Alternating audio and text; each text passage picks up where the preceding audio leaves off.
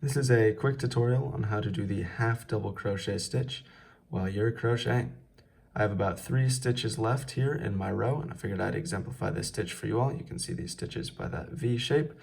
And like the double crochet, you are going to yarn over for this half double crochet before you insert your hook under that next stitch.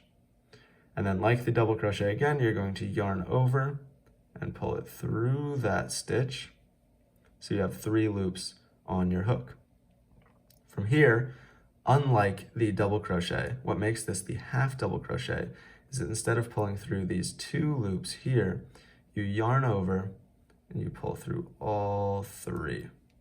And that is the half double crochet stitch.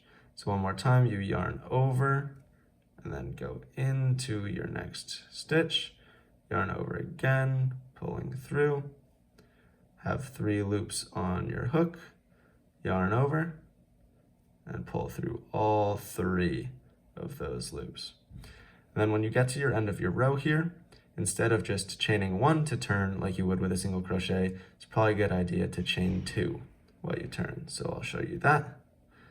Through this stitch, yarn over, 3 loops on the hook, then pulling through all 3 of those. And then when we're turning, we're going to chain 2.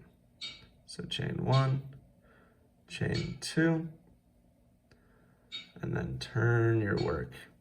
And we can then work our way back across this row, doing that half double crochet stitch.